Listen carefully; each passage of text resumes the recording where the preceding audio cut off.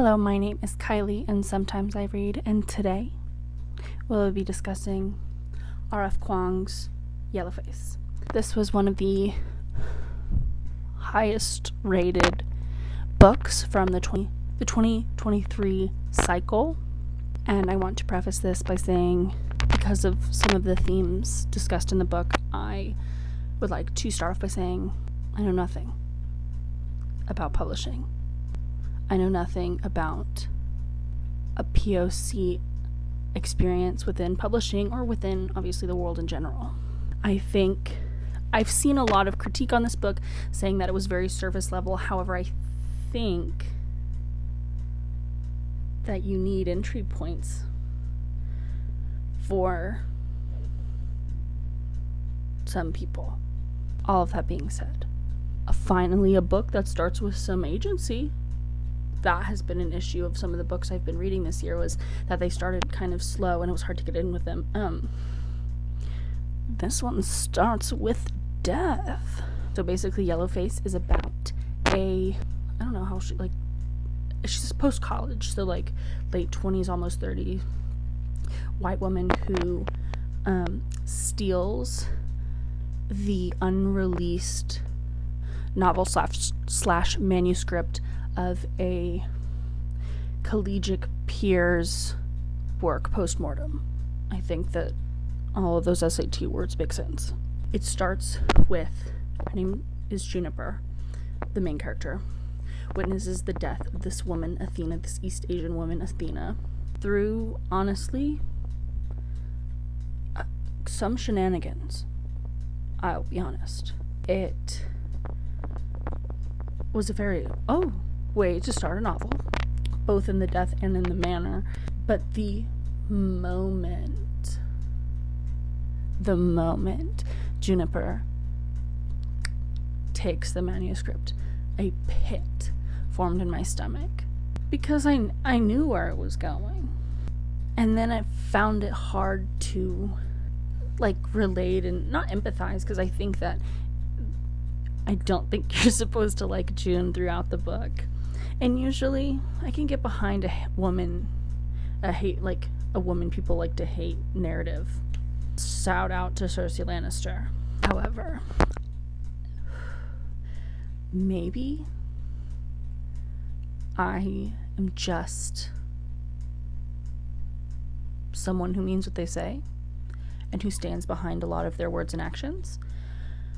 I found it incredibly harrowing to read about someone who views the world in such a cold and calculating, selfish way. To be, frankly, it's my nightmare. I don't like when I hate lying. I don't like it when people tell me what they think I want to hear. No, I want to hear what you think. You know what I mean? So anyway, the book starts off freaking sprinting, and it was very compelling the whole time, even though you know what's gonna happen. Also, if someone would like to suggest some books that do not have to deal with people in the book industry, I would love that. Not that I dislike it. This is just literally the third book this year.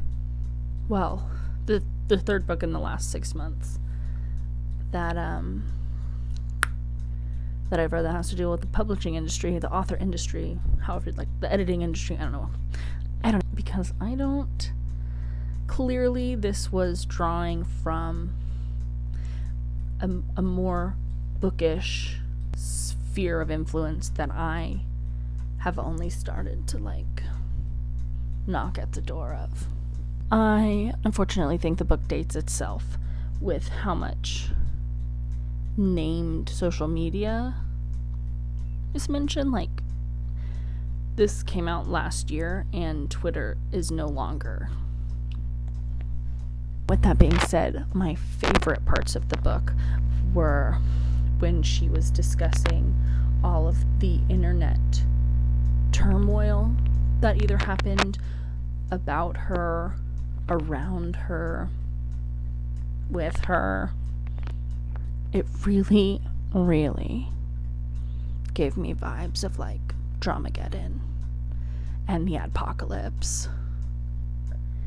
So that was very exciting because those were riveting to watch. It was riveting to read. My first qualm is the word Twitterati. Spelled how it sounds. I think it was supposed to be the Illuminati. I have never heard it discussed as such. But again, not in those internet circles. So there are, I guess, okay, well, including the reveal of June, there are 3 reveals in this book. And they were fine. The boyfriend did it. Which that reveal sucked because he had been mentioned a singular maybe one time. And then it was like, the boyfriend. I didn't think it had a good payoff. I would have mentioned him a little more. In the second reveal,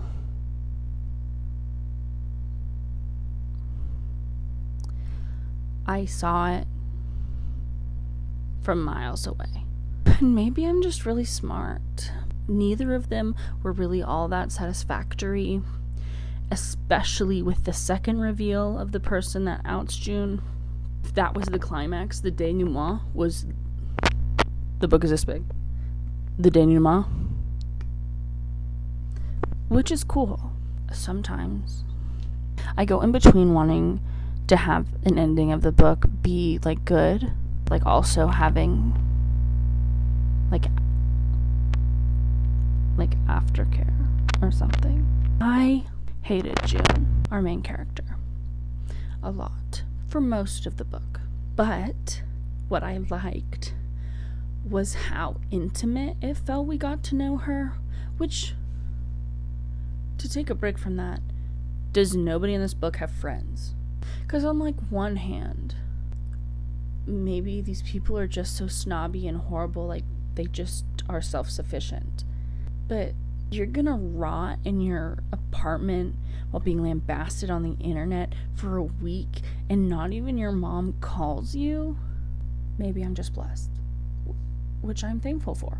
I have an aunt that called me every Sunday when I lived not with my parents. And then my mom would at least text me every other day, not to mention my friends that I saw often. Not to mention my friends now that I see often. It just felt, for a book that fleshed out the main character so much, it feels like a missing piece for her not even to have a friend. Oh, her friend is this ex-college girl, her rival, to whom she is a fake person to at every turn. So in that case, it was a horror read, because that is my nightmare, is everyone just telling me what they think I want to hear and then hating me inside of their brain. Like, that's how I live in. That's the world I live in. Because without having anyone to bounce ideas off of, I mean, this book really redefines the word echo chamber, in my opinion. And maybe some people live that way. Glad it's not me. I really liked the first half of the book. I didn't really care for the second half of the book. So I gave it 3.5 stars because I thought that it was well written. I don't know RF's body of work. This is my first novel by her, so I can't speak to it generally speaking. But specifically speaking, I gave it 3.5 stars, which on Goodreads, you can't do that. So instead I rounded up to 4 because I thought that I see why it was so acclaimed last year. I think with some of its heavy-handedness in themes and in actions and stuff, I think that heavy-handedness is needed for a large portion of the population, some of which will not come in contact with this book because it shows the systematic problems without making an individual, like, the reason. With that being said, ladies and gentlemen, it is done. With all of that being said, thank you so much for joining me. Let me know if you've read this or want to read it, or any of those type of things. Oh yeah, and remember, this is my first book on my Kindle. Currently I am trying to read Anxious People. It's not going well because I'm not in the headspace for reading. I have been feeling a lot of big feelings, and that's all I'll say about that. So, thank you. Bye.